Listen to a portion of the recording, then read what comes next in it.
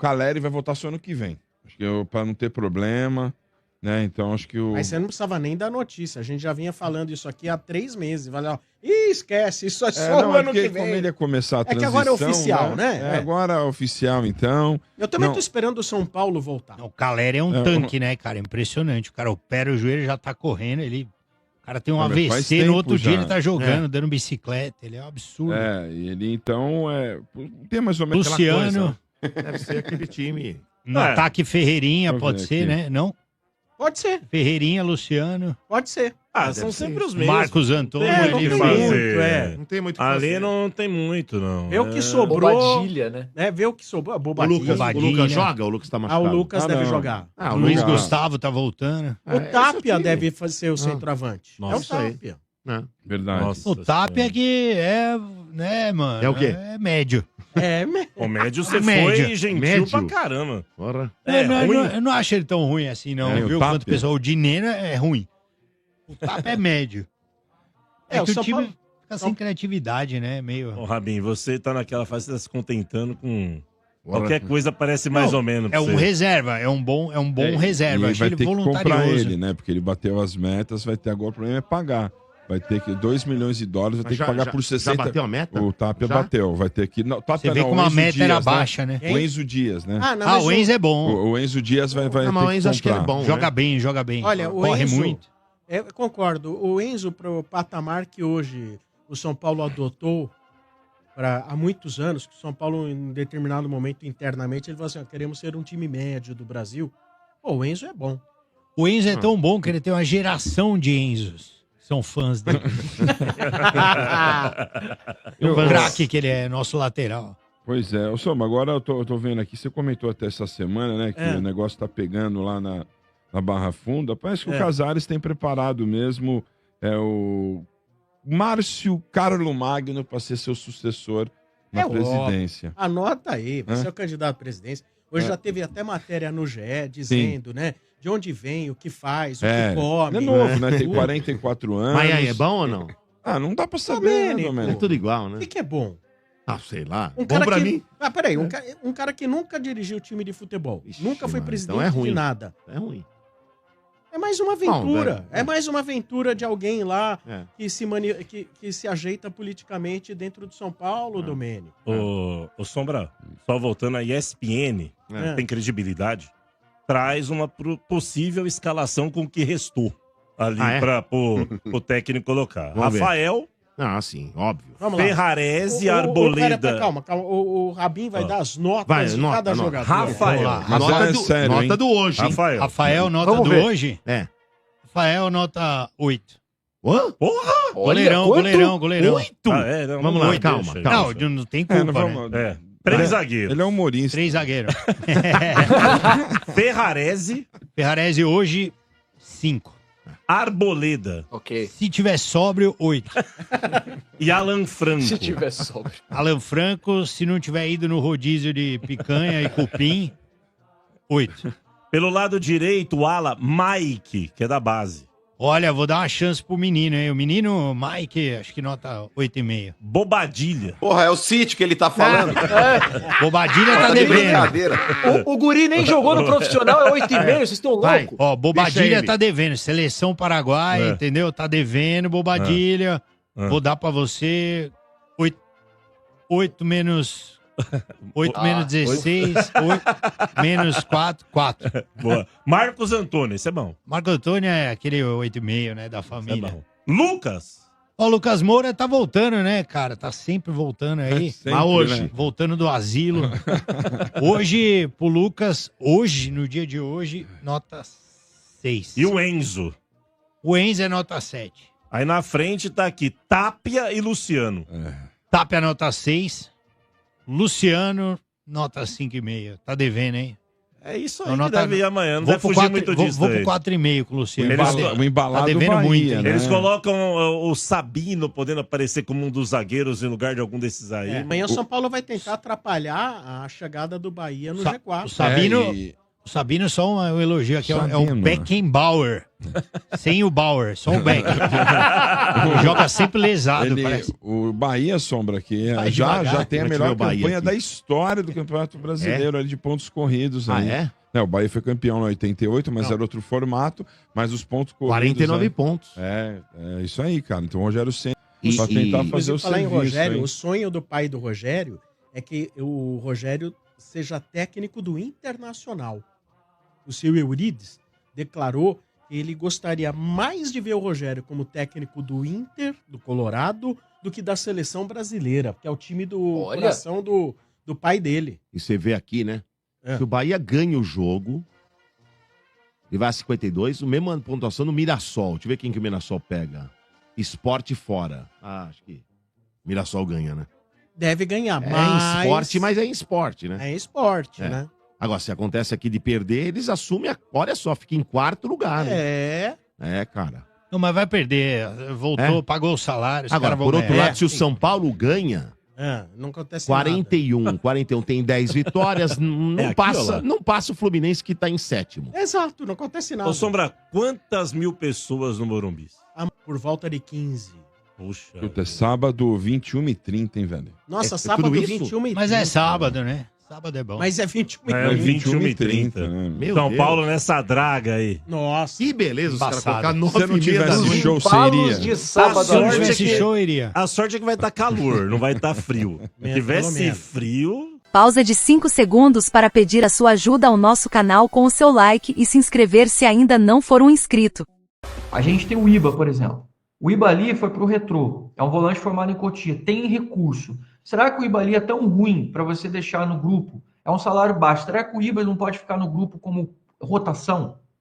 Para estar ali aprendendo, evoluindo e ajudando no momento que a gente estiver naquele pico de competições? Será que é tão complicado assim a gente ter o Iba ali no elenco? O Eric foi para o Vitória. Tem muito clube sondando, foi o que eu soube. O Crespo até acha interessante o retorno dele, caso o São Paulo não tenha condição de contratar ninguém. Eu fico no meio do caminho, sabe? Porque eu acho que o Eric tem talento, eu acho que é um jogador que tem muito recurso, chuta bem, é um jogador que tem velocidade, não é um jogador que machuca, não é um jogador que tem salários astronômicos, mas é um jogador que toma decisões muito erradas. É um jogador que toma muitas decisões erradas. É um jogador que precisa ser melhor treinado. E aí é o seguinte, consegue usar ele como moeda de troca ou ganhar um dinheiro? Aí tem que avaliar isso.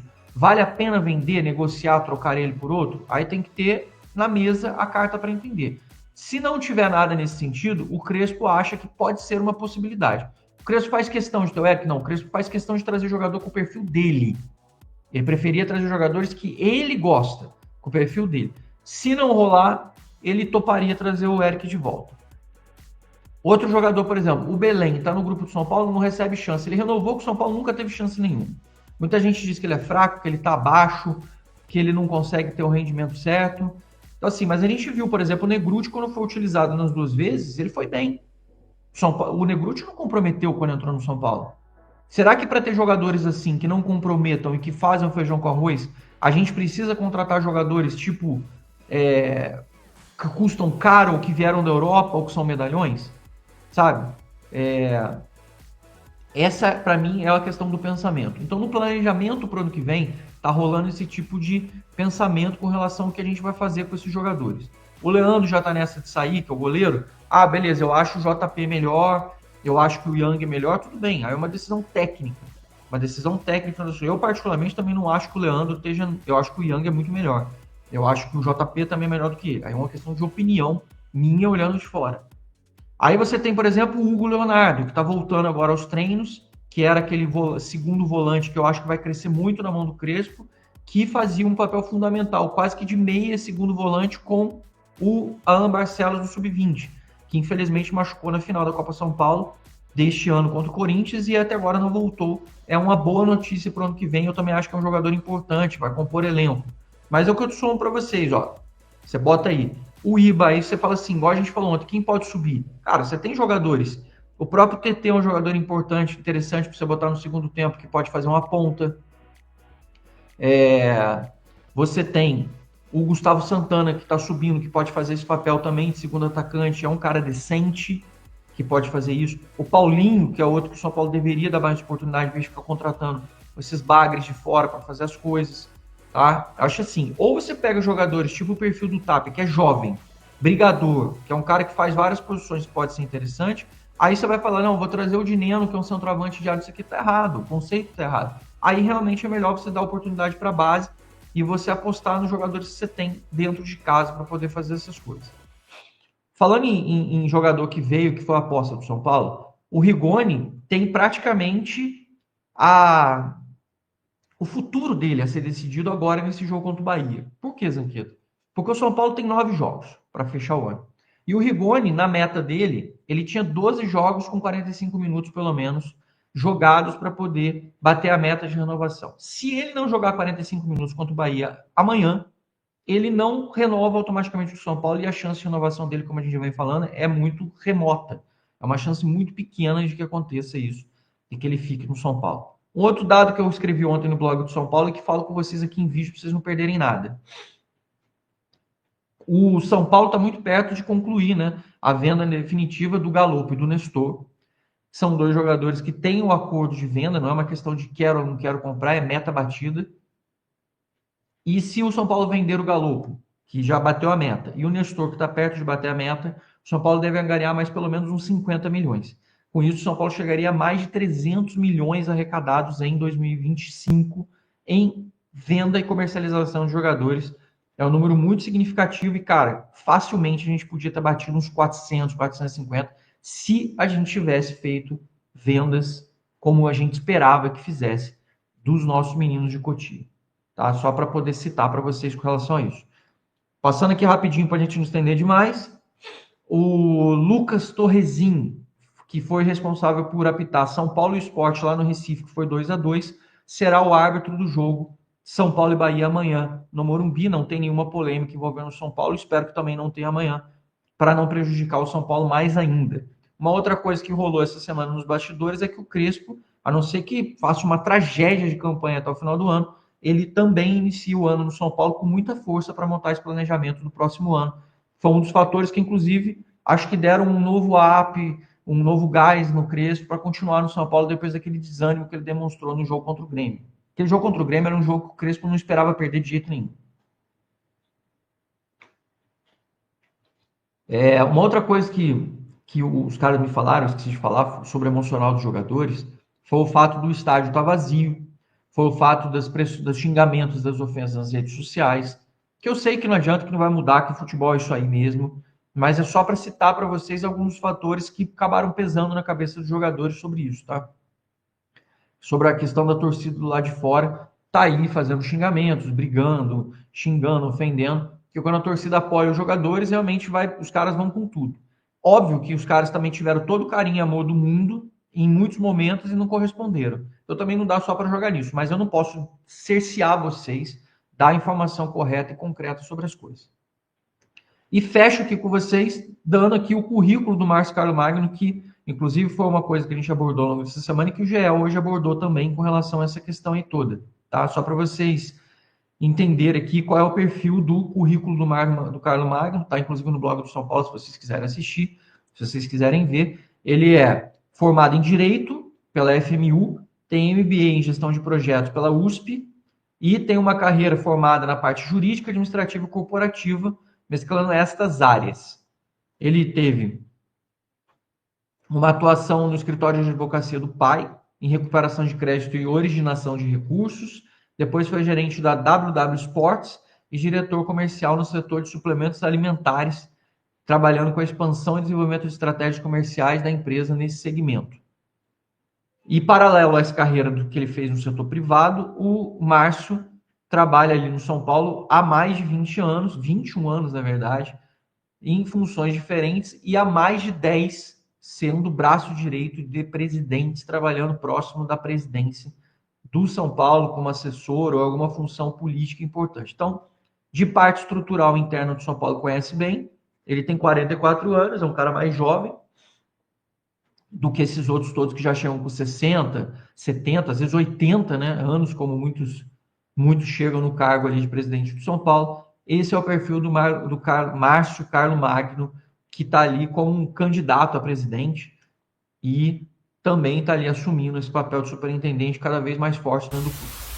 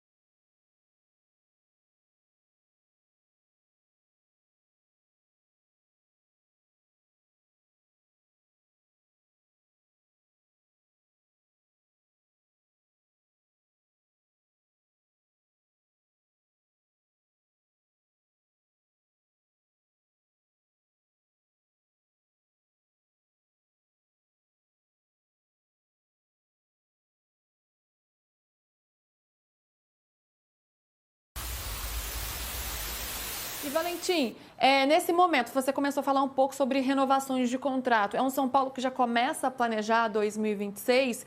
E em que o São Paulo vai se basear para fazer esse planejamento do ano que vem? A informação que a gente trouxe hoje, dia 29 marca o primeiro dia dessa série de reuniões, várias reuniões. Aí a gente entra naquela questão dos bastidores, né?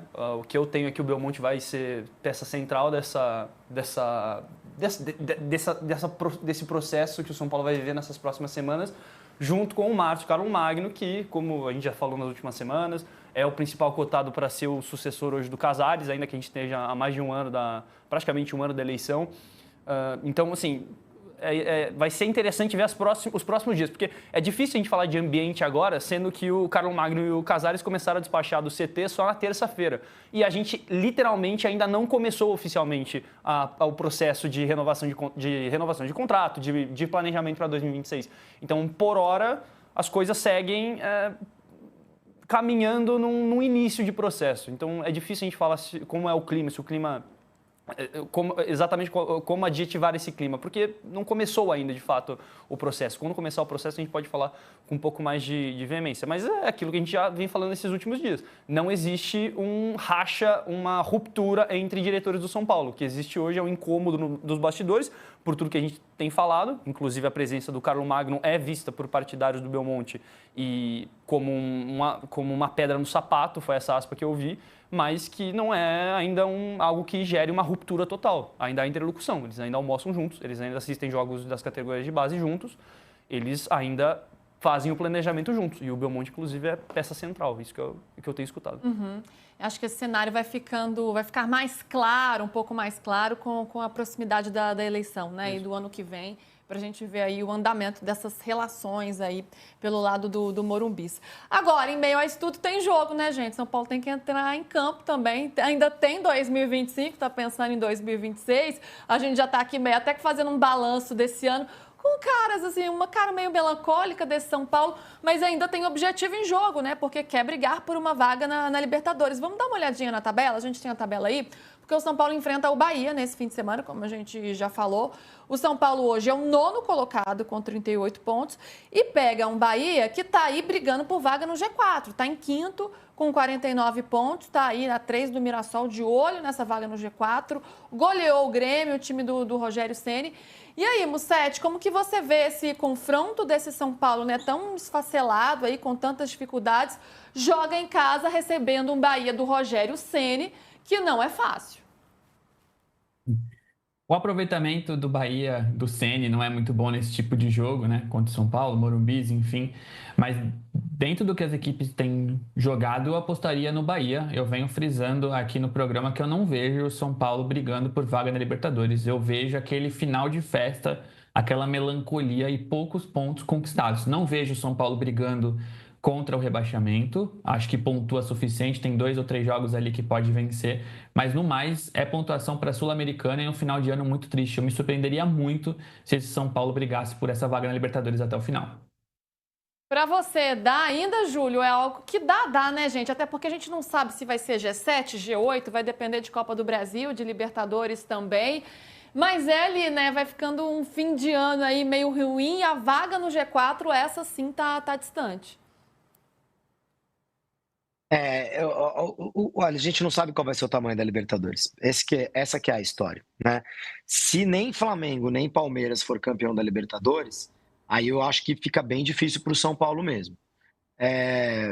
Porque aí a gente teria no máximo 7 vagas, né? Considerando que o campeão da Copa do Brasil vai ser o Cruzeiro, que está lá no topo, abriria uma vaga a mais, ou Fluminense ou Vasco, ambos com possibilidades de... Nesse momento estão os dois na frente do São Paulo na tabela, e a impressão que passam é que ficarão na frente do São Paulo na tabela, ou o Corinthians, que está atrás, mas que acho que também passa a impressão que vai acabar o campeonato na frente do São Paulo. São 2 pontos só que separam, então, o Corinthians está com 36 e o São Paulo com 38, Júlio. 38, né? Só 2 pontos, né? Tá então, bem pertinho ali. Esses times, São Paulo, Bragantino, Corinthians e o Grêmio, eles estão no limiar ali entre para que briga eu vou, né? Para a briga da Libertadores ou para a briga do rebaixamento, já que o Vitória está arrastando meio Brasil para essa briga com os resultados que tem conseguido aí nas últimas rodadas. Tava muita gente dando como certo que os 4 rebaixados estavam decretados. Eu era uma dessas pessoas, mas o Vitória reagiu e está arrastando todo mundo para a briga. Santos, Atlético Mineiro, Inter e quem sabe Ceará, Grêmio, Corinthians. É que o Grêmio está num viés de alta, não muito alto, um viés de alta. O Vasco nem se fala, né? Foguete. Agora, o São Paulo está num viés de baixa impressionante, né? São 7 derrotas nos últimos 8 jogos, né? Se não estou enganado. Assim, é um viés de baixa, acho que considerando todas as competições, né? No Brasileiro, 5 de 6. É um viés de baixa impressionante. E meus amigos são paulinos estão falando que o objetivo não é Libertadores, não. É 46 pontos para salvar do rebaixamento. Esses são os mais pessimistas, né, Júlio? Eu não acredito que São Paulo vai brigar para não cair, não. Eu acho que tem muita gente para baixo ali. Mas assim, o Galo, o Santos. Mas matematicamente não pode brincar. Sim. Matematicamente não pode brincar, porque... Agora, se são 8 vagas na Libertadores, se ou o Flamengo ou o Palmeiras acaba sendo campeão da Libertadores, nesse momento não está aparecendo muito o Palmeiras, ainda poderia ser o Flamengo. A gente está falando de um 8º colocado que pode ir para a pré-Libertadores. E aí, o 8º colocado, para disputar a 8ª colocação, o São Paulo tem pontuação para isso, né, gente? Aliás, até os que estão lutando para não cair têm pontuação para isso. Lembrem-se que o Corinthians, no ano passado, estava lutando para cair, lutando para não cair, lutando para não cair, e acabou entrando na Libertadores. Isso aí. Valentim, qual que é o entendimento interno desse jogo contra o Bahia? Quanto vale esse jogo contra o Bahia? Vale muito. É considerado... Não dá para falar final, porque não dá para decretar o São Paulo fora. Mas, inclusive, foi o que falaram do Palmeiras e Flamengo, né? O Flamengo venceu a final antecipada e não é líder hoje. Então, mas é visto como um jogo muito importante. É visto como jogo chave. Escutei isso de mais de uma fonte forte, inclusive. E tanto que aí entra naquela questão da bonificação que a gente falou na semana passada. Aliás, essa semana que o São Paulo vai recortar 15%, 20% da premiação de televisão, que vai dar 5, 6 milhões de reais e dividir entre o elenco se o São Paulo chegar à pré-Libertadores. E isso nem foi comunicado ainda ao elenco, porque entende-se que a fase ruim não passou e não é legal falar em premiação em meio a uma fase ruim. Então, se o São Paulo vencer o Bahia e espantar essa draga, pelo menos momentaneamente, o São Paulo pode até falar em bonificação. E eu falo de bonificação porque se não se fala em bonificação, não se fala em pré-Libertadores. Eu acho que se o São Paulo não vencer o Bahia, do Rogério Ceni, eu acho que talvez já comece a fazer um planejamento mais robusto, pensando mesmo em Sul-Americana. Mas, por enquanto, ainda há uma crença de que, por mais seja difícil, dá. Mas esse jogo contra o Bahia vai ser muito, muito, muito importante. E para dar uma animada também, né? Para dar um fôlego ali para esse time, precisa mesmo. Agora, o São Paulo pode ganhar mais um problema, que é ficar sem o Morumbi, hein, gente? Jogos contra o Flamengo e contra o Bragantino já serão na Vila Belmiro. E aí, PVC volta aqui para explicar pra gente essa história. Presta atenção, que foi que a gente falou ontem sobre a questão do São Paulo e sobre o jogo contra o Bahia. Que pode ser a despedida do São Paulo do ano no Morumbi. Não será, mas pode. Porque tem uma sequência de shows no Morumbi, que indica Oasis, Linkin Park, são 4 shows grandes. Isso já tirou o São Paulo dos 2 próximos jogos das rodadas subsequentes a esta. O São Paulo joga contra o Bahia no Morumbi e depois joga contra o Bragantino e contra o Flamengo. E depois tem Juventude Internacional. E pode ser que o Juventude tenha que sair do Morumbi também. E pode ser que só volte para o Morumbi no dia 3 de dezembro contra o Internacional. Mas dependendo da agenda de shows, talvez nem isso. Mas o provável é perder 2 a 3 jogos. São 9 pontos. Para um time que tem 38, faltando 10 rodadas, 9 rodadas para acabar o campeonato, e mais quem tem jogo atrasado, é muito arriscado. É bem arriscado jogar fora de casa num momento tão decisivo. Gente, pode não jogar mais o Morumbi esse ano, hein? Valentim ainda tem informação para complementar aí o PVC. O 7, inclusive, a gente fez a apuração junto. Ontem eu falei com gente no São Paulo e existe uma certeza já de que o jogo contra o Juventude não é no Morumbi. A questão é se é na Vila. São Paulo, de novo, por junto com o 7. O São Paulo sondou o Santos há um tempo perguntando se